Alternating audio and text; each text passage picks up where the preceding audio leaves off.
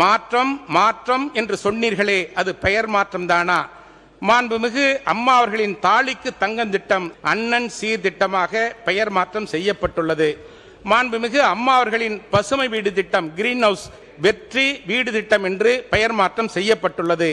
அம்மாவின் ஆட்சியில் மாணவர்களுக்கு வழங்கப்பட்ட விலையில்லா மிதிவண்டிகள் திட்டம் நவீன பிராண்டட் மிதிவண்டிகள் என்று பெயர் மாற்றம் செய்யப்பட்டுள்ளது.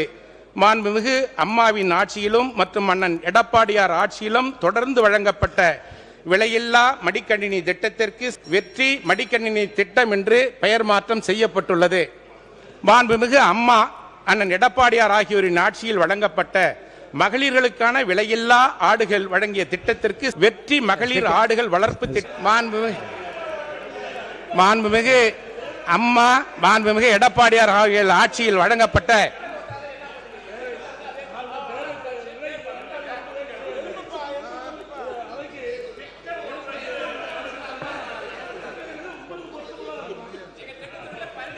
விளக்கம் சொல்றேன். மாண்புமிகு சட்டத்துறை அமைச்சர் அவர்கள். மாண்புமிகு பேரவைத் தலைவர் அவர்களே,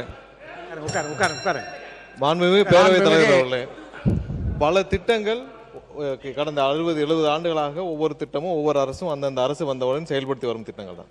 பெரும்பாலான திட்டங்கள் கடந்த ஆட்சி காலத்தில் நிறுத்தப்பட்டது. அதுக்கு நம்முடைய முதல்வர் தலைமையிலான ஆட்சி வந்த பிறகு அந்த திட்டங்கள் புது செயல் வடிவம் கொடுக்கப்பட்டு அது செயல்படுத்தி வருகிறது. ஸ்டிக்கர் என்பது யாருக்காக முதலில் அந்த வார்த்தை உருவானது என்று எல்லாருக்குமே தெரியும். ஸ்டிக்கர் என்ற வார்த்தை யாருக்காக உருவானது, எப்படி உருவானது என்று எல்லாருக்குமே தெரியும். அதை பயன்படுத்த வேண்டாம் என்று கூறியிருக்கிறீர்கள். தயவு செய்து பயன்படுத்த வேண்டாம் என்று தெரிவித்துக் கொள்வோம். நன்றி.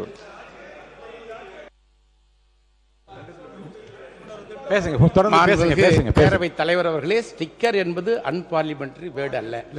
யூசுவலாக பயன்படுத்தக்கூடிய வார்த்தை என்பதை உங்களுடைய கவனத்திற்கு கொண்டு வருகிறேன். இல்லைங்க, அது எப்படி இல்லை, ஸ்டிக்கர் என்பது பயன்படுத்தக்கூடிய வார்த்தை என்ன, நீங்கள் சொல்ல வந்த கருத்தை நீங்கள் திருப்பி சொல்லி பாருங்கள்.